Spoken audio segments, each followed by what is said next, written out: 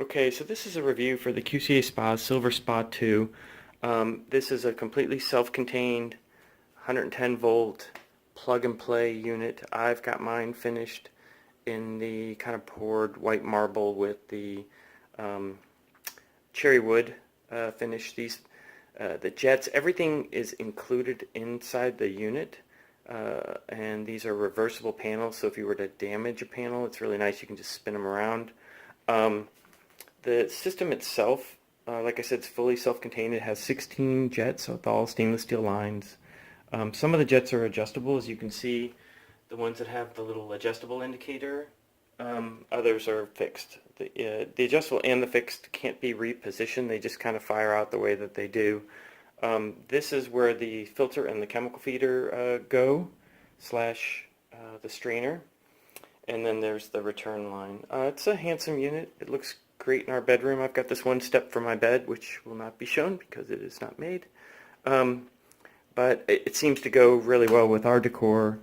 And when it's got the cover on it, which I've got right here, which is drying out because I'm going to refill it here in a second.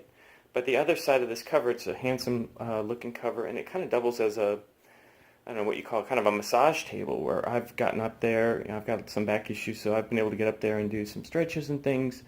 And it's a really nice cover and sturdy enough to hold, a normal human being. And it's cushioned if you want to use it like I do as a massage table. So anyway, back to the unit itself. The electronics and operation are really simple. It's got basically this little control panel, and it's got 3 buttons. One button turns on the LED lights, and if you press it again, it changes the lights. The second button is how you change the temperature control, and it kind of works like an old Casio watch. It's not very intuitive, but you press it, and that activates the control, and then you press it again, and you'll see the numbers for the temperature go up or down. If you wait 1 second and press it, after you've activated that feature, it'll then go the opposite direction. So usually what happens is you press it, and you hit it again, and the numbers start going down. You wait a second, you press it again, the numbers start going up. The maximum temperature of this unit is 104, which we find to be more than sufficient. The temperature itself, the nice thing about this unit versus some of the cheaper ones, is it's got its own built-in 1 kilowatt heater, versus a lot of these systems just scavenge heat from the pumps, so the pumps have to constantly run at night, especially when you're trying to sleep. It's not a great thing. So it's great to have a separate heater. The other nice benefit of a separate heater is it can run oftentimes when you're using the bubble feature. I don't believe it runs if you're using the full jets feature, just because the amperage would go over the 15 amps, but still nice to have that separate heater. And then the third button on the control panel activates the jet feature. The first press of that is just a bubbles type feature, and the second one press activates the full jets, which are then controlled, the intensity of which are controlled by this air feature, where you can perfectly dial in, how much air you want mixed in, which will also impact how hard the jets pulse. Kind of want to say something about the filter. So it comes with a filter. You'll want to buy an extra one because it's nice to be able to have a clean one ready to go, and you can swap them out every week or every 2 weeks. The other thing I can mention about this, though, is it's got a top and a bottom that kind of goes inside here and helps it sit in here. And the top and the bottom don't stay on. It's a manufacturing defect in my personal opinion. So I've had to put some duct tape and press it in to kind of create a tighter seal, because what will happen is when the jets turn off, there's a tiny bit of back pressure, and this thing will come off, and the lid will come off where it sits on the little nipple inside the unit. And when they come off, obviously when it turns back on, they won't come all back on together. So you're basically nullifying the effect of having a filter at all if it doesn't stay in place. So this was a fix that I had to do, and I'm going to go out on a limb here and say that all these units have the same defect, and you'll want to watch out for that. And then this is the chemical feeder. There's a little thing that goes on top of this. I've never used it, but that's where your boring tablets go to help sanitize the unit. But as you can see, it's relatively small. I think it holds 190 gallons.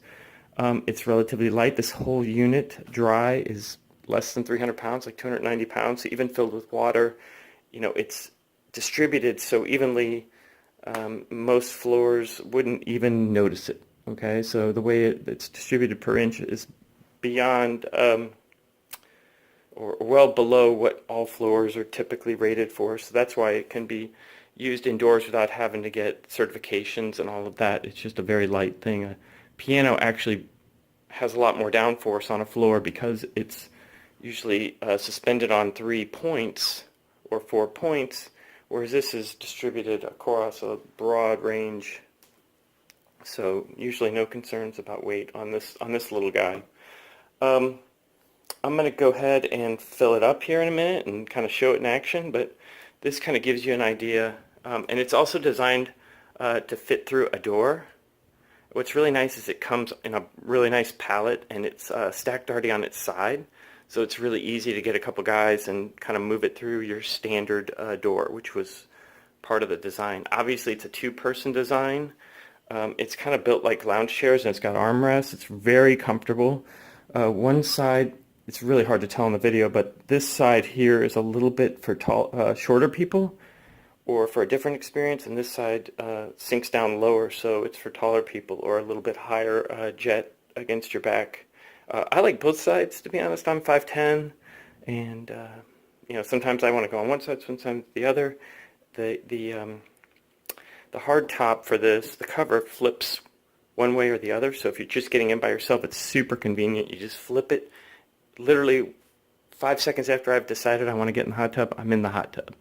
And that's the biggest benefit for me. I don't have to go outside, I don't have to get in a bathing suit or do all that stuff. You know, I can just jump in whenever I feel like I need it. And I've been going through a lot of back pain, and so I've been literally using this, not a joke, probably a dozen times a day, just for a quick 5 minutes or 3 minutes in and out, and it's great. Really does help. So, okay, I'm going to go ahead and fill her up, and then we'll go through some more stuff. Fill-up procedure. I use a little bit of Simple Green after I have it emptied. Just a real light cleanup, just to clean any you know, scum or anything that might have accumulated around the edges. Just you know, garden hose. Lucky in my case that it's right next to a window, and that window is right next to where my one of my attachments is for my hose, so it's super easy and convenient for me to fill it up. You know, since it's only got 190 gallons, I think, this should only take about 20 minutes to fill up. So the entire, you know, drain, clean the filter, fill back up, turn back on, takes about an hour. That's really it. I tend to do it monthly or every 6 weeks. I know that's probably a little more frequent than most people, but because it's such a small unit and we've got kids that like to get in all the time and we use it quite a bit, I just like to, you know, keep it clean. And it's so convenient for me to drain it. I don't even have to, you know, watch it. I've got a little quarter horsepower pump I use that I got off of Amazon with a braided steel hose that's for like appliances, like your washing machine. And if I hook that up to the 110, I can drain this thing in 25 minutes very easily. It's just something you'll probably want to invest in. It's not much. I think it was quarter horsepower. I think it's like you know, $50 on Amazon. It's a worthwhile investment. So yeah, this is filling up. As soon as it fills up, I'll plug it back in. It goes through like a startup procedure. It takes about 4-5 minutes maybe to start back up and run through all its checks and stuff on everything. And then once that happens, the heater will turn on. And this unit, I think they say it's like 3 degrees per hour it can heat. So depending on the temperature of your water and what time of year it is, because the ground temperature, you know, I would say it takes about 12 hours to go from garden hose to where you'd comfortably want to get in, and feels great. Maybe a little bit more in the winter time when the water's colder, maybe 14 hours, 15 hours, but you get the idea. It's not that long to heat up. I've heard of people who've gone to Home Depot or other places and they found a way to rig up a hose to their hot water supply, so from a bathroom. Obviously that would cut the time down significantly. I didn't choose to go that route, but if you did that, and you know, if you want to start enjoying it right away after a refill, then that might be an option for you. But you probably want to, you know, they recommend filling it up to halfway up the feeder area, so, you know, probably about right here. So I go a little bit higher. You tend to lose some water, you know, when the kids get out and stuff and dripping on the mat, you're going to lose a little water. You're going to lose a little water for evaporation. Sometimes between fill-ups I have to add a few gallons here and there, but I just tend to fill it up a little bit more first go around, and that tends to hold for the 4 to 6 weeks that we use it. So that's about it on that. I guess I'll just let this finish filling up, and then we'll show you the startup. It's now full. Good time to probably chat about the chemicals that we're going to use. So basically, you're going to need a chemical kit. I use these guys, SPA Choice. I think the name's Hot Tub Depot out of Texas. But anyway, you can find these on Amazon too.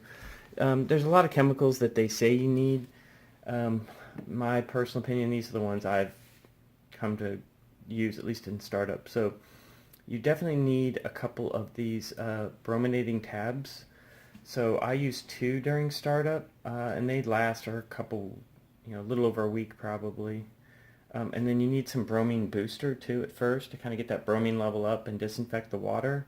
Depending on where you live, you're going to need pH increase or decrease unless you have some perfect pH water, which probably don't have. For me, it's always increase for where I live. And then you buy these testing strips. They're easy to use. You dip them in the water for about a second, and they're color coded, and you just put the strip next to this panel, and you can see if you need to add more bromine or increase the pH, things like that. So these are kind of your go-to startup kit. Now there's other things you can use along the way. So the other one I have, there's a re-energize.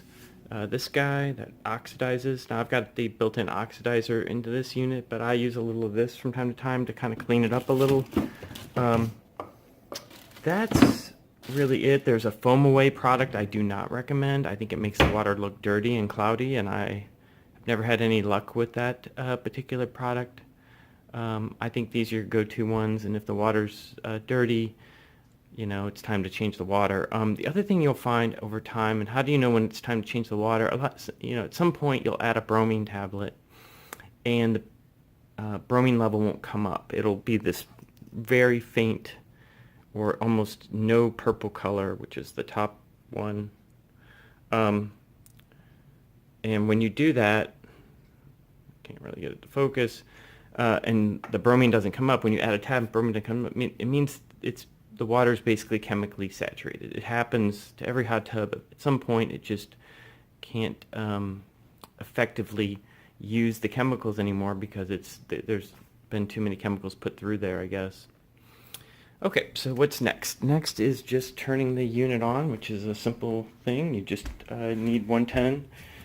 Luckily, my home had 110 right here in the ground, so I'm going to plug that in. Hit the reset button. When you do that, you're going to see this action where basically it's going to start the startup procedure. Once it runs through all these checks, which I don't look up these codes, I know there's nothing wrong, so this will then start up. You'll see it run through a cycle of the jets, and then you'll start the heater, and that'll be pretty much it. At that point you can put the cover on and all that, but I'll let it kind of finish running through it, and then I'll kind of cycle through the display stuff here in a minute after this goes. Go to the next step. The system has turned back on. I just want to show you how easy it's. So like if I get up in the morning and I want to jump in the hot tub, it's literally this easy. I come over to one side, lift on the cover, it flips over, and I'm in. I mean, it's literally like a 5-second process. Sometimes I slide this down just a little bit, better access to the controls, but it's really convenient. And my wife can do it by herself. Anybody can just jump in. As far as the controls go, you can see it's on right now because it's heating. So this circulates the water, and the system is, activated and heating. I've got the new filter in. I put the chemicals in. So all that's left is to kind of chat the operations up. Now this is often confusing to me and to people. Like the jets say they're on because they are on, but it's really the heater that's activated.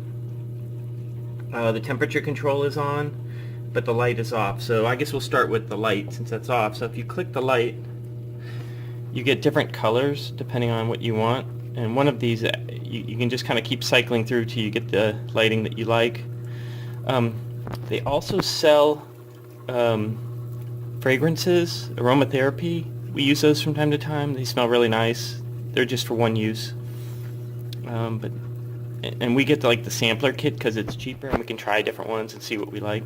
But anyway, this is the rotating one where now it's going to change on its own. I'm not hitting the button now. It's just cycling through different lights. So you can play around with it. The kids like it. I don't use it as much anymore. Sometimes I use it, but a lot of times I'm just going in for some therapy, so I don't need the ambiance. I was trying to talk about the temperature thing. So if I hit the temperature button, you can see it's 104 flashing, means that's the temperature it's shooting for. And then notice if I press the button again, how it starts lowering the temperature. This confuses a lot of people because they just meant to check the temperature and they didn't know they were lowering it. Now watch, I'm going to wait a second and now go back up to 104. I just leave it at 104. Because these buttons are close together and sometimes your fingers are wet and stuff, people accidentally hit the temperature, so you got to keep an eye on the temperature. Just make sure people haven't accidentally lowered it. And then the jets, so you click on it. If the jets are already, if the light's already lit, that means it's using it for the heater, just coincidentally. A lot of times the first time you hit it, it'll come on just with the first stage, and then hit it again. This is what we'd call the second stage. There's not much coming out right now, but that's where this guy comes in. So you start to rotate this and it adds air. So if you ever had a jacuzzi tub, you know how that works. So now it's adding air. It's going to be a lot more forceful. And then I can rotate it. And what's nice with this control is you can really dial in exactly what you want. You know, a lot of these systems, you kind of have an all or nothing, where this one you can really tune it to the preference that you have. The system's very comfortable for two people sitting kind of feet to feet. It's got foot massager jets, and the way you recline, it's really much more comfortable, I would say, than a typical hot tub that you sit in kind of more of a typing position, whereas this, it's kind of like a lounge chair. It's really comfortable to sit in here. I think that's really it. And then, you know, obviously when you want to turn off the big jets, you turn them off. And the light stayed on because, again, the heater's still going. But you heard that little boop. That's that little back pressure that I was telling about that'll pop the filter off if you don't do the little hack I talked about. We're putting a little duct tape, really holds the filter cap, and the bottom part that holds the filter to the nipple. And how I discovered that was I had the chemical slash strainer out, and when that happened, you could literally feel the filter come off the nipple that's holding it at the bottom, like, or you'd feel the cap go floating around in there, and you'd have to put it back on. And there's just no way to keep that on reliably without adding some friction to the bottom that holds it to the nipple and the top part that holds it, that covers the top of the filter. So, and then that's really it. You know, when you're done, you know, we slide this thing back kind of into position. And then you just kind of rotate this guy up, and I just let it fall. I mean, usually it just like that lands right back into place perfectly. It's got these tie-down straps, I guess, for outdoor use. Obviously, we don't need that. I didn't feel the need to cut them off or anything like that. And then my wife's got a little decorative thing she likes to put on the top because she puts up with the way it looks. I don't know if she loves the way it looks in our bedroom, but the health benefits, I think, have definitely swayed her. So that's just a little decorative cover that she likes me to put back on when I'm done. So yeah, that's it. That's our hot tub in the bedroom. It works great, therapeutic. You can research, lowers blood pressure, a lot of really great health benefits for regular hot tub use. And by having it in your bedroom and away from the kids and a private place where, you know, you don't feel subconscious, or you don't have to go outside in the wintertime, or when it's storming, you can still get in here because it's self-contained. I mean, there's just so many benefits for having it in the bedroom. I will talk just for a second about some of the things that you're probably wondering. So, does it smell? I mean, I get that question a lot. You know, how do I say this? It does have a slight odor, a slight chemical odor. I don't think it's overwhelming, and we certainly don't notice it anymore. Like, you get used to it. But, I think if you walked in our bedroom, you would notice a little faint smell. And then you'd probably say to yourself, I don't know if I could do with that. And, everybody's different, but I can tell you, you just get totally used to it. We don't even notice it. The dog doesn't get bothered by it. No one seems to notice it in our house. The other thing that I would say is kind of a negative, having it one step from your bed. The system self-regulates its temperature. It doesn't know it's the middle of the night, right? So, sometimes the heater comes on at night, and, if you're sensitive to sudden sounds at night, that can startle you. But again, we've gotten completely used to it. I've tried to put it on a timer so it would only turn on the heater in the morning, but it has a safety feature. When there's a power outage, you have to physically reset it. So the timer, defeats the purpose of having a timer that would automatically turn it on and off when you still have to go press a button. So I could do it manually if I want, but it doesn't bother me or my wife enough I want to even deal with that. I check the chemicals every day or 2 days. At first I was really panicked and freaked out because there's a guide to the chemicals, and it's kind of like spaghetti sauce. Once you kind of know it, you can kind of fudge it a little bit. You kind of get to know. Also, since this one has about half the gallons of even a small 4-person hot tub, you have to kind of adjust accordingly. So really, 1 bromine tablet for regular maintenance. I do 2 up front, but then 1, a week of that. Sometimes I do just a tiny bit of bromine boost during regular use, and by tiny bit I mean like a couple tablespoons. The pH balance, again, you can always add more, so I start with a little bit.